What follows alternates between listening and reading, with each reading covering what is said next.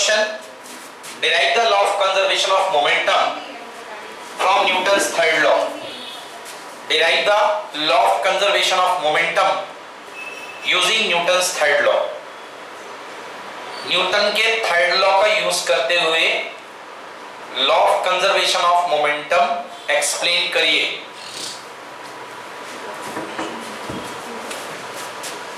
Newton के third law का इस्तेमाल करते हुए यूज करते हुए law of conservation of momentum बताइए कैसे होगा।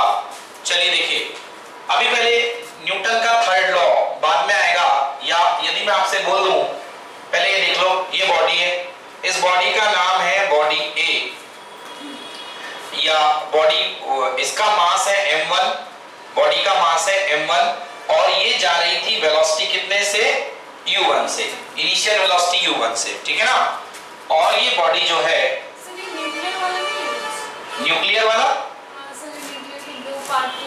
हाँ वो कंजर्वेशन से ही तो होता है, वो कंजर्वेशन लॉ ऑफ कंजर्वेशन उसमें भी तो लगता है ना, उसमें भी लॉ ऑफ कंजर्वेशन लगता है। बट हम यहाँ पर क्या कर रहे हैं, with the help of Newton third law हम लॉ ऑफ कंजर्वेशन को डिराइव कर रहे हैं। ओके, ये बॉडी जो है इससे टकराई, u2 वेलोसिटी से दूसरी बॉल जा रही है, इसका मास कितना है m2, ये बॉडी u1 वेलोसिटी पे थी, u2 वेलोसिटी पे थी, बताइए ज्यादा वेलोसिटी किसकी होगी, m1 की होगी। गलत, अरे हाँ सही तो बोल रही हो, m1 की।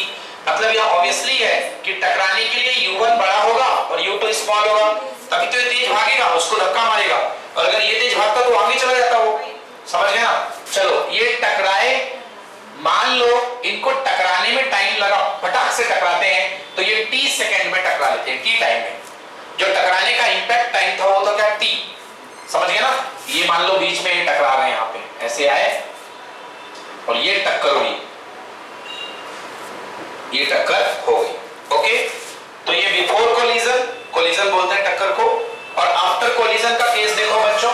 आफ्टर कोलिजन, कोलिजन के बाद मास m1 की वेलोसिटी बताओ वही रहेगी कि कुछ चेंज हो जाएगी, कुछ चेंज हो जाएगी ना, मास तो वही रहेगा, मास तो नहीं बदलेगा ना। अंशिका मास बदलेगा क्या, दो बॉल टकरा गई है, मास तो नहीं बदलेगा ना, है ना, वेलोसिटी चेंज हो जाएगी।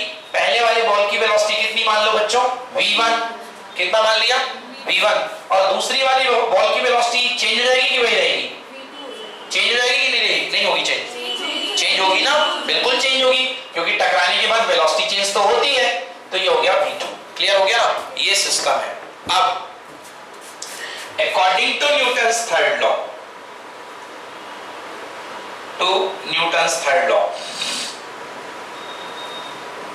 न्यूटन के थर्ड लॉ का मैथमेटिकल फॉर्म क्या है, कौन बताएगा। न्यूटन के थर्ड लॉ का मैथमेटिकल फॉर्म, वैसे तो बोलने को every action has equal and opposite reaction, but Newton का थर्ड लॉ का फॉर्म क्या है बोलो। नो, ये तो कोई फॉर्मूला ही नहीं है, मैंने बताया आपको, एक्शन इक्वल टू रिएक्शन क्या लिखते हैं, F12 is equal to F21, याद आया कि नहीं आया, F12 vector is equal to F21 vector. ये कमी है यहाँ पे, बताओ क्या कमी है, यस माइनस साइन यहाँ पे आप लगा दीजिए, F12 is equal to minus of F21। Clear है ना।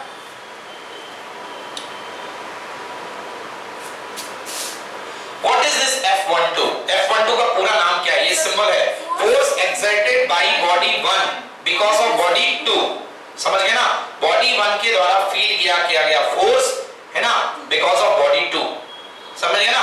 तो बॉडी 1 के द्वारा रियलाइज किया गया फोर्स, पर ये है बॉडी 2 के द्वारा रियलाइज। अगर आप यहाँ पर ये हटा भी देंगे अगर कुछ समय के लिए तो ये कोई दिक्कत नहीं है, बट कंप्लीट डेफिनेशन अगर मैं F1 लिखूंगा तो आप बोलोगे क्या, सर बॉडी 1 पर लगने वाला फोर्स। अगर मैं F2 लिखूंगा तो आप बोलोगे क्या, सर बॉडी 2 पर लगने वाला फोर्स, यही बोलोगे ना। बट बॉडी 1 पर फोर्स किसकी वजह से लग रहा है, 2 की वजह से, और बॉडी 2 पर फोर्स किसकी वजह से लग रहा है, 1 की वजह से, समझ में आया ना। इसलिए अपन ऐसा इसको लिख देते हैं। अब आप लोग सब लोग जानते हो फोर्स की वैल्यू क्या होती है, force is equals to m into, यहाँ पर नहीं लगेगा m इंटू a, क्योंकि एक्सेलरेशन की पूरी पिक्चर में कोई बात नहीं हुई है, डिफरेंशिएशन ऑफ, हाँ, तो m into most correct F F is equals to delta P upon delta T। बताया कि नहीं बताया? बताया ना। F is equals to second law का बेसिक फंडा यही है। सेकेंड लॉ से F is equal to delta P upon delta T। Rate of change of momentum with respect to time. Rate of change of momentum देखो F is equals to delta P upon delta T, मतलब delta P की value कितनी? mv upon delta T। क्या मास बदला है? तो मास को बाहर ले लो, कोई मतलब नहीं उसको। तो F इक्वल टू m बाहर, बदलाव किसमें है? केवल v में, delta v upon delta T। ये है अपने पास फोर्स। हाँ ये एक्सीलरेशन है, तो ये अपने पास आ गया फोर्स। फोर्स जो हुआ है, समझ गए ना। तो अब देखते हैं फोर्स F12 फर्स्ट बॉडी पर लगने वाला फोर्स इज इक्वल्स टू, वही फॉर्मूला लगेगा। अब इसको F12 लिख रहा हूं मैं आपके सामने। F फर्स्ट बॉडी पर लगने वाला force because of 2 is equal to first body का मास कितना?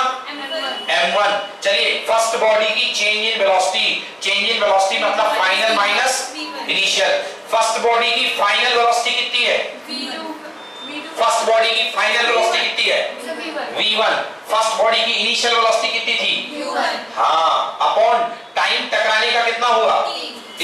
मतलब यहां पर आएगा m v1 minus u1 upon कितना? t। ये क्लियर हुआ कि नहीं हुआ? ये फोर्स आ गया पहली बॉडी पर। Rate of change of momentum mv1 minus mun upon t, है ना। m1 yes correct, m1 v1 minus m1 u1 upon t। मैंने ऐसे लिख दिया। कहीं पर दिक्कत है तो जरूर पूछना, क्योंकि बहुत इंपॉर्टेंट है, कभी पीछा नहीं छोड़ने वाला है, ठीक है ना। जब तक पढ़ाई करोगे तब तक काम में आएगा। इज इक्वल्स टू माइनस लगाया 1 मिनट F21 मतलब सेकेंड बॉडी पर लगने वाला फोर्स। अब देख लो सेकेंड बॉडी पर लगने वाला फोर्स अगेन फिर से आ गया। यहाँ पर ये था F1 बिकॉज ऑफ 2, अब लिख रहा हूँ F2 because of 1, that is equals to M2। Mass है कितना? M2।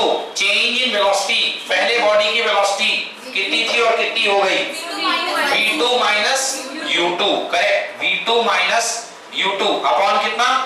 टाइम तो t ही लगा है, क्योंकि जितना समय इसने टक्कर खाया उतना समय इसने टक्कर खाया, दोनों का टक्कर का साइन सेम है। तो m2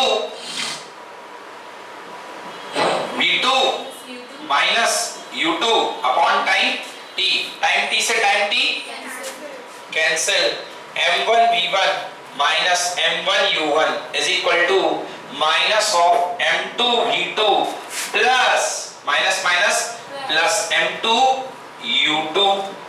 यस और नो? आ गया ना? ठीक है ना। चलिए इसको ले जाइए इधर। ये है m2 u2, ये है m1 u1। m1 u1 को यहां ले जाओ, माइनस है तो क्या हो जाएगा? Plus m1 u1 plus m2 u2 is equal to, ये है m1 v1, ये इधर आएगा प्लस कितना? m2 v2। इसको पलट के यहां लिखिए, पूरा का पूरा ये इस तरफ और वो उस तरफ। तो m1 u1 plus m2 u2 is equals to m1 v1 plus m2 v2। What is this? Total momentum of the system before strike. Momentum system का टकराने के पहले, देखो अगर मैं बोलूंगा इसका मोमेंटम क्या था? Momentum equal to mass into velocity. इसका मोमेंटम था m1 u1, इसका मोमेंटम कितना था? m2 u2। Total momentum before strike m1 u1 plus m2 u2, p before is equals to टक्कर के बाद का momentum m1 v1 plus m2 v2 is equals to p before equal to p after। समझ में आया? So this is the conservation of momentum, कि टकराने के पहले का मोमेंटम। अगर एक्सटर्नल फोर्स, क्या एक्सटर्नल फोर्स लगा? नहीं, दोनों बॉल अपने अपने इंटरनल फोर्स से आ रही थी, कोई बीच में आके धक्का देके नहीं गया है। दोनों बॉल अपने अपने इंटरनल फोर्स से आ रही थी, दोनों टकरा गई। टकराने के पहले का मोमेंटम और टकराने के बाद का मोमेंटम इक्वल रहता है। क्लियर हुआ? आप लोग ये मत समझना प्लीज कि बॉडी का मोमेंटम कंजर्व रहता है, नो, सिस्टम का मोमेंटम कंजर्व रहता है। ओके, हाँ सर, सिस्टम का मोमेंटम जो होगा वो कंजर्व रहेगा। क्लियर हुआ जी?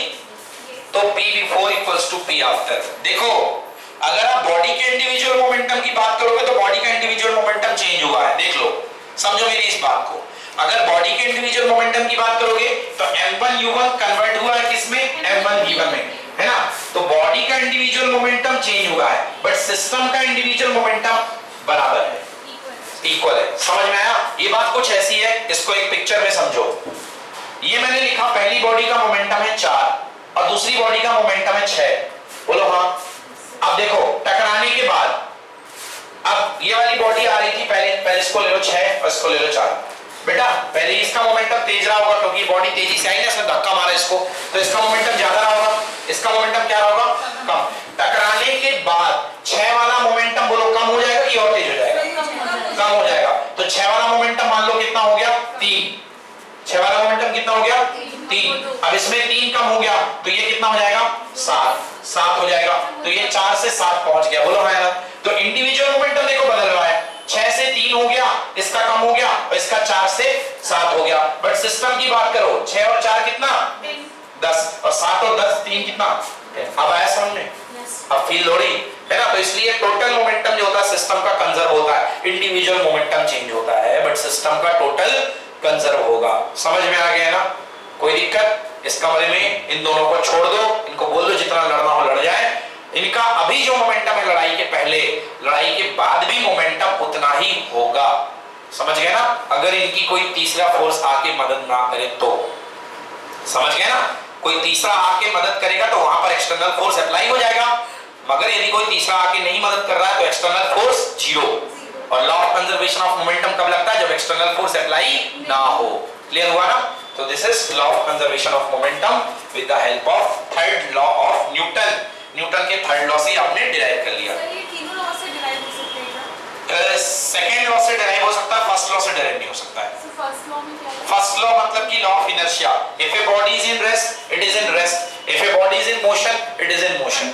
समझ, until and unless external force is applied, ठीक ना, ठीक ना। फर्स्ट लॉ केवल कैलकुलेटिव, मैंने बताया था आप लोगों को क्लास में कि फर्स्ट लॉ जो है फोर्स का कैलकुलेटिव मेजरमेंट नहीं देता है। फोर्स का जो कैलकुलेटिव मेजरमेंट देता है वो सेकंड लॉ देता है, F = ma, मेजर करके। फर्स्ट लॉ केवल फोर्स की टेंडेंसी बताता है कि एक फोर्स क्या क्या कर सकता है, समझ गए ना। फर्स्ट लॉ केवल फोर्स की क्वालिटेटिव एनालिसिस देता है, क्लियर हुआ। मगर सेकंड लॉ फोर्स की क्वांटिटेटिव एनालिसिस देता है कि वो कितना है, समझ गए ना। जैसे एग्जांपल में बोलूं आप पढ़ने में अच्छे हो, दिस इज क्वालिटेटिव एनालिसिस, और मैं बोलूं आपके इस बार 71 मार्क्स आने वाले हैं, this is quantitative analysis. Clear हुआ जी। तो इसलिए ये दोनों में डिफरेंस है। आ गया समझ में अच्छे से, चलो ठीक है।